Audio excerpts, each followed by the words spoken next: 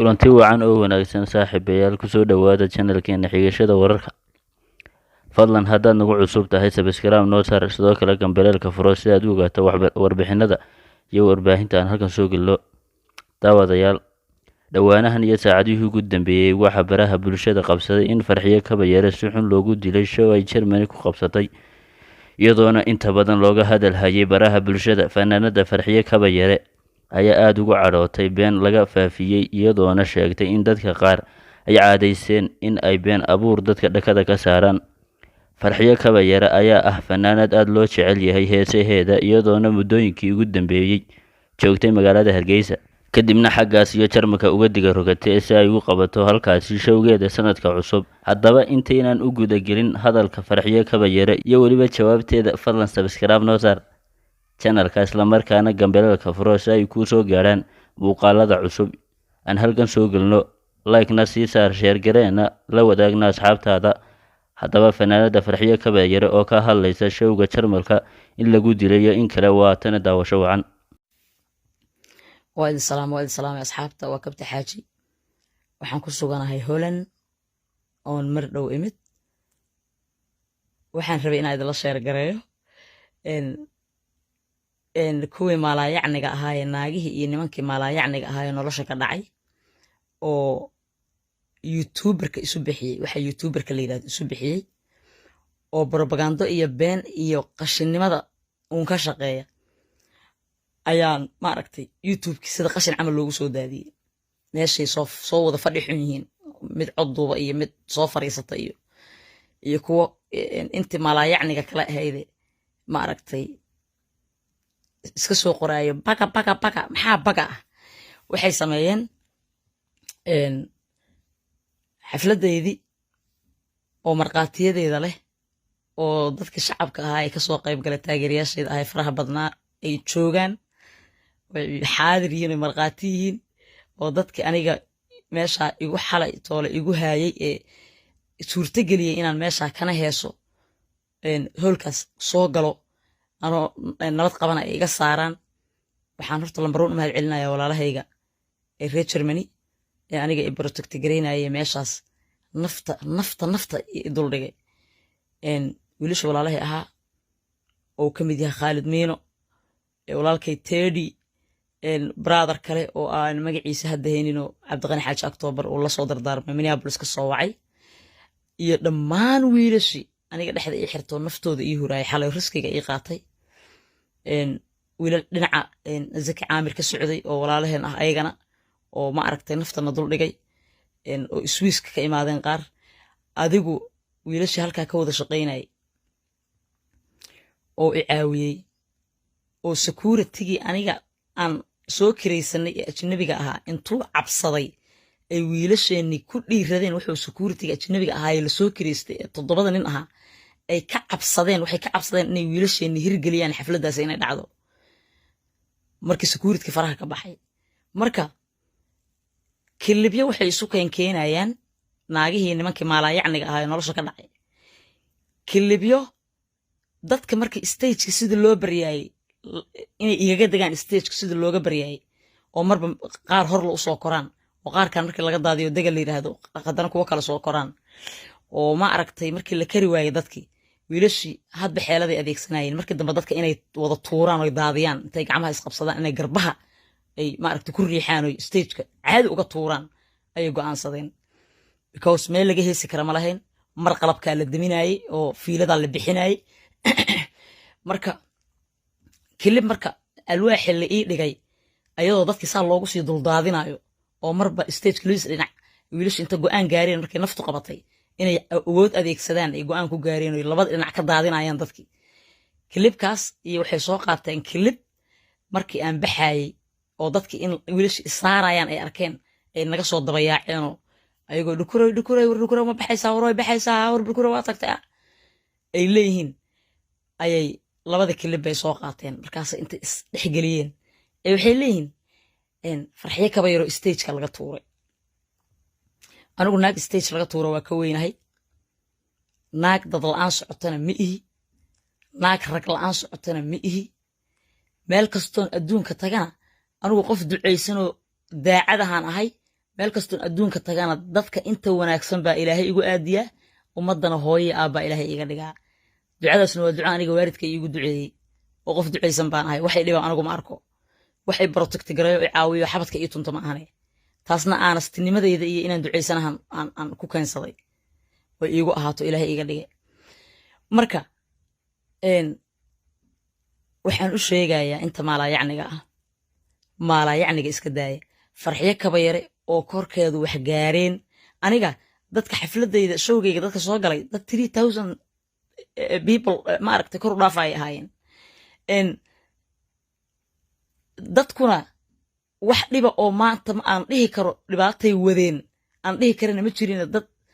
muxubbo iyo jacayl uu waday ayuu ahaa anay i jeclaayeen anay i rabeen inaan heesa xataa waxay ayagu danaynayeen oo aan balle heesi waayey farxiyo aan sawir la galo farxiyo aan korkeeda taabto oo aan sawir la galo ama aan taabto intaasay dadku isku dilaayeen heestaydaba inay aniga i taabtaanoo qaara waxay dhahayeen wallaahi waa run waa dhukura dheeman wallaahi waa ayadii ay qaarkood dhahayeen sida inaysan weligood xataa telefishin iga arkin oo codkayga un maqli jireen oo markaas igu horreyso aragti camalay dadka qaarkood u dhaqmaayeen waana wax lagu farxo waaye in dadkaagu saa kuu jeclaadaan marka aniga taabashadayda in sawir layla galo ayaa dadkaas xalay ku dagaalamayeen showga soo galay wiilasha walaalahayna waxay iga protecti garaynayeen oo iga difaacayeen in dadkii inay jecel yihiin ayagoo og inaysan dhibaato yar i gaarin oo aan jacayl dartiis wax lai gaarsiin marka maalaayacniga aad ka shaqaynaysaan iyo qashinnimada aad wadaan aniga hadday wax i gaareen ama wax igu dhaceen xalay anaanba aamusi lahaynba ani hadday wax igu dhacaan oo korkayga wax gaaraan ama ma aragtay lay dakhro ama dhala laygu dhufto ama stage layga tuuro dee wax caadiyo la ogaan karay ay ahaan lahayd oo ummadda wada ogaatay ahaan lahayd laakiin inaad anigiyo layga taxadaray oo wiilal walaalahay ay nafta i dul dhigeen oo dadkii i jeclaa layga badbaadinayay jacayl in wax la ii yeelo layga badbaadinayay inaad dhahdaan farxiyaa la tuuray war dad baa meesha wax ku noqday oo gabar baa stageka dadkii laga daadinayay ka mid ahayd oo jabtay oo ambulance meesha looga qaaday marka aniga in dadku isoo gaaraan oo stage iga tuuraan wax suurtageli karay wax dhici karay ma ahan rag baa naftooda ii huraayay aniga wiilashaa walaalahay ahay reer Germany ninka la yiraahdo Teddy iyo Khalid Miino iyo dhammaantood wiilasha walaalahay ahaa yarka Cabdiqani Xaaji October soo diray adigu wiilasha walaalahay ahaa ee reer Somaliland u badnaa iyo wiilasha Caamir Zaki oo Caamir Zaki dhinaciisa ka socday oo reer Jigjiga war anybody oo aniga xalay toole i protect garaynayay ee iga fakarayay waxaan u hayaa abaal waan u mahad celinayaa wax kalena laygama protect garaynaynin wax kalena laygama difaacaynin dad i jecel oo fara badan baa meesha iskugu yimid oo aanan mid kuugu imaanayne hal mar ay 200 qof kuu imaanayso stage soo korayso marka xataa in jaaniska in la heesa ah hoolkay ka soo daahday ay dhaheen hoolka meeshiyo isku dhex yaacsan oo dadka ay isku wada dhex yaacsan yihiin oo ay buuqayaan oo stageka dul saaran yihiin fanaan hoolka lama soo gelin karo waana go'aanka wiilashu ay qaateen meesha at least markay meelan soo gali kara noqoto inay soo galiyaan markii dambe markay waxba ka qaban waayeen oo dadkii kala dajin waayeen sidoodii ayagoo isugu dhex yaacsan oo isdhex boodaya la soo dhex marsiiyay xoog lagu soo galiyay xoogna waa lagu saaray marka heerkaas waa heer la gaaro in korkaaga in la taabto iyo in sawir lagula galo la isku dilo oo waxba bayaysan noo heesin ani inaan taabtaan rabaa ya in la isku dilo heer la gaaro waay ya waxaan idin sheegayaa oo kale anigu waxa aan iskooradan u dhigaayo oonan u damaynin waxa ay meeshan tagaba iigu kala kacayso anaa qishka idin sheegaya iga dhagaysta war aniga qalbigayga nadiif ah wadna fiican oo nadiif oo xalaalan ka wataa xaasid ma ihi cidna kuma mashquulo fanaan walaalkeeya noloshiisa kama xumaado hadday fanaan u kala kacdo inaan ku farxamo kama xumaado haddii meel aan tegey oo aan bandhig faneed u tegey aan waxun ku soo arko fanaaniinta walaalahay waa la sheergarayaa meesha iska ilaaliyaan dhaha uma qariyee waa iisoo kala kacday dad fiicanaa joogay aada ma dhaho meeshay iigu kala kacdo oo meel fiican ahna waa iigu kala kacday aadan dhaha meeshay wax si iga noqdaan ama dad xun joogaanna waa fanaaniinta walaalaheeya raggi dumarba waan uga digaa fanaan kastana inay u kala kacdo oo meeshuu tago uusan ku khasaarin oo dantuu u baxay ay usoo fushana waan jecelahay that's why waxaan rabo oo dhan oo aan u safro ama danahayga ah ay iigu hagaagaan marka heerkan waa heer la gaaro dhukura dheeman mar hore tagtoy tallaabsatay ha ku daba luminina barbagandada iska daaya fankan intaan iska dhaafayana iska horka saan loo ahaanaa meeshaan tago saan lay ahaanay because dee anigiyaa aanasti ah qof daacadaan ahay anigu oo dadkeedana jecel oon xaasid ahayn marka ummaddaa hooyo aabba ilaahay kaaga dhigaya markaad adigu nadiif tahay marka waa idin salaamay youtuberada waxaan u sheegaa meel markay wax ka dhacaan dadkii idinla joogay ay idinku beenin doonaan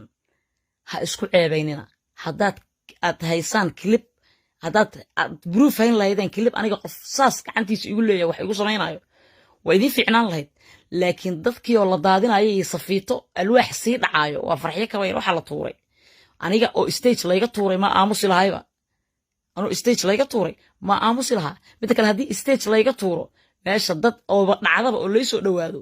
meesha rag baa joogayba kaba soo qaada hadday lacalla dhacdaba oo ay dadkii naga tambataan aan meel ka dhaco dadka vaniskayga ee taageerayaashayda ah waxbaa gaari lahaa dad baa la dili lahaa marka been aan sal iyo raad lahayn inaad saas isugu daba maluuqdaan waxaa waaye wax oo sharaf leh